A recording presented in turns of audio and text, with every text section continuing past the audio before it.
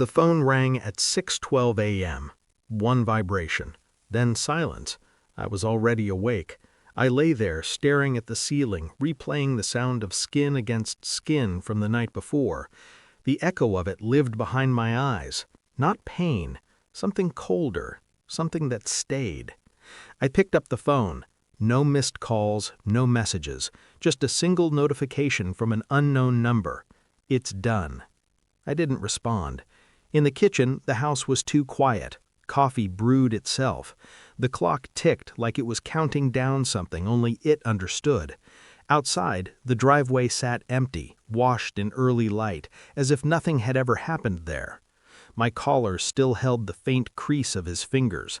I remembered his breath on my face, the way he smiled when he said it. "This is my wife's house now, not yours." I remembered the sound of my mother laughing from behind the glass, a high, careless sound, like this was entertainment. I remembered my father's back as he walked inside.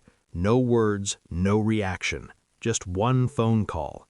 When he came back out, he looked at me the way surgeons look at patients who won't feel the cut. "Don't worry," he said. "He won't bother you again." At the time, I didn't ask what he meant. I already knew. The truth didn't arrive all at once. It never does. It comes in fragments, glances held too long, conversations that stop when you enter the room. I had felt it long before the driveway, the way my daughter avoided my eyes, the way her husband spoke over me, not to me, the way the house, my house, had slowly stopped feeling like mine. He had been parking there for months, always at an angle, always just a little too close to the door, a territorial thing. I noticed. I said nothing. Until I did. That was my mistake. What he said wasn't anger, it was ownership. And what hurt wasn't the slap, it was realizing everyone else had already agreed with him. Inside that house, I wasn't a father anymore. I was an inconvenience.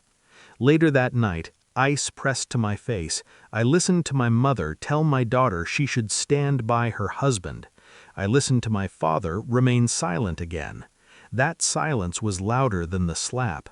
I started replaying things I had ignored. My daughter's sudden access to accounts she never had before, property papers I didn't remember signing, a will rewritten quietly, efficiently. They hadn't just pushed me aside, they had planned it. I didn't confront anyone. I smiled. I apologized. I became smaller. That was the part they didn't understand. I requested copies of documents under the excuse of organizing my affairs. I reviewed transfers, dates, signatures. I followed the money the way predators follow blood trails. Everything led back to him, my son-in-law. Shell companies, debt masked as investment, assets quietly moved into my daughter's name, not for her, for him. I checked phone records, late-night calls, a second number. I didn't need to guess who it belonged to. I already knew the pattern. Infidelity wasn't the betrayal, greed was. I watched him closely after that. The confidence, the way he spoke like the future was already settled, like I had already lost. He didn't see me watching. People never do when they think you're broken. My father visited one afternoon. He said nothing about the driveway, nothing about the slap. He only asked for one document, power of attorney. I signed it without hesitation. That night, he made another phone call. The audit report arrived 3 days later. Clean, precise, devastating. I read it once, then again. Slowly, like savoring a language I finally understood. Fraud, embezzlement, forgery. My signature copied perfectly. Almost. Almost is never enough. I handed the folder to my son-in-law at breakfast. No accusation, no explanation, just paper. He laughed at first, a short, dismissive sound. Then he turned the page. His face changed. He looked at my daughter. She didn't look back. He asked me where I got it. I took a sip of coffee. "You should call your lawyer," I said. His hands were shaking now, not from fear, from realization.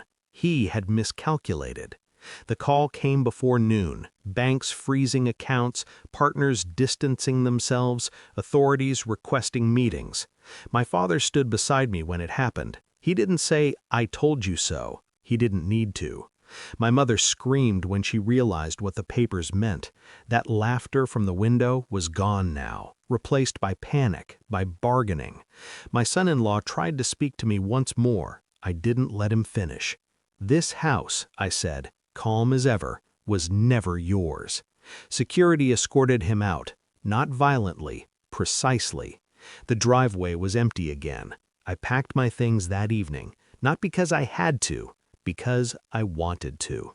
Some places stop being homes long before you leave them. My daughter didn't cry. She just stood there, unsure who she was without him making decisions for her. That wasn't my burden anymore. As I closed the door, I felt nothing resembling victory, only clarity. People think revenge is loud. It isn't. It's quiet, administrative, final. I walked away knowing one thing with absolute certainty. They didn't take my house. They showed me who deserved to be left inside it.